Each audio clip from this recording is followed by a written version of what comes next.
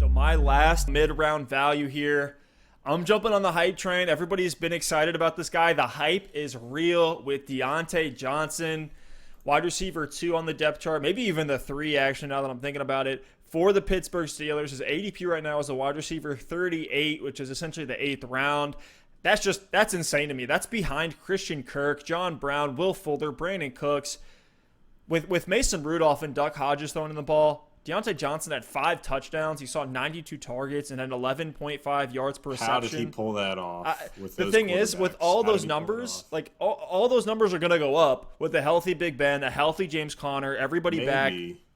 And the fantasy community should be ashamed that this guy's ADP is so low. I don't think you'll be able to actually get Johnson past or even in the 8th round come draft day. It's rising. It's since 2 months ago. It's been climbing, Stef. We're not the only ones beating the drum, so I'm worried. I'm worried that he's not going to be a value much longer. I think 8th round is like the floor for him. I would not be surprised if he's going in the late 6th. If I'm in the mid rounds looking for a wide receiver and I can't get my guy Marvin Jones, give me Diontae Johnson every day of the week, because these guys are the same type of player in terms of fantasy, where they will have some inconsistency but can also win you a week any given Sunday. The question between the two for every fantasy player comes down to, the offenses and the quarterbacks, right? We got Big Ben. He got what's called a Tommy John procedure, which many MLB pitchers who throw the ball harder and more often than NFL quarterbacks do, they've come back and been completely fine from it, played the rest of their careers and been great. Big Ben even came out and said back in March that he's throwing the ball for the first time without pain in years. And if we're talking league-winning upside, I think Johnson has the ability to take over as the one on this offense. I know that's a hot take, but we've never seen Juju Smith-Schuster take over as the clear one since Antonio Brown left. Am I projecting Johnson over Juju? Hell no. But is there a world where Johnson is leading this team in targets and touchdowns? I think so. In his rookie season, Johnson had a 75% success rate versus man and a 75% success rate versus press coverage. Both of those are above the 80th percentile. This is all per reception perception. And only 3 other players have had a success rate as high as Johnson's and didn't put up a 1,000-yard season. All of them were due to injury. That was Curtis Samuel, Sterling Shepard.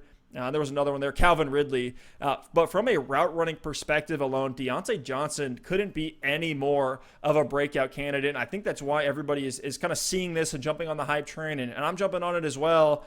And I know he is a player where I am not worried about ADP. I just want this guy on my team, especially if you're drafting at the turn. He is a mid-round name that I think you can and should reach for. And the only way I see Johnson really bustering out is if James Washington takes away from his volume. But in the 7th or 8th round, he will help a lot of lineups in 2020. And I expect him to have a lot of DFS value as well. One thing I can promise you about Double Move Sports podcast is that we will use the word bustering more than any other podcast. At least Stef will. I love that. Hey, you got to sometimes you win it all and you're a champion. Other times you just go out like a buster. It happens. Stef, I got a quick pop quiz for you. It's one question. Do you know who led the Steelers in receiving yards last year? Well, no, Juju missed a bunch of time. I got to say it's my boy DJ. It was James Washington. Wow. James Washington had 735 receiving yards last season to Diontae Johnson's 680 yards. I know Johnson was a rookie, but Washington was only in his second year. And, Steph, I actually believe in the talent of Diontae Johnson more than James Washington at this point in their careers. But Washington very, very, very quietly still put up numbers in this struggling, I say numbers, but 44 receptions for 735 yards and 3 touchdown numbers in this struggling Steelers offense last season. He was very involved. He played 68% of snaps in this offense, and he was on the field a lot more than people realize. And he actually has a full year of experience with Big Ben. So, Steph, I look at this Diontae Johnson ADP. Diontae Johnson right now, where did you say he was going? Wide receiver, did you say 38? Right now, his ADP per Fantasy Pros is the wide receiver 38. 38. James Washington is the wide receiver 72. Yeah, he's the real value. Much free. Yeah, I mean, he should have been on our Deep Sleepers episode. Like, Washington really could actually end up being the 2. I'm not going to say the 1, whereas I think DJ has way more upside than Washington to take over as the 1. And you just look at it like, I think James Washington did benefit a lot from, yes, the experience, but also the fact that Juju wasn't on the field. Yeah, and that's a fair point. I think given that we're talking mid-round league winners, Washington doesn't fit that category, and Johnson potentially could, so that's fair.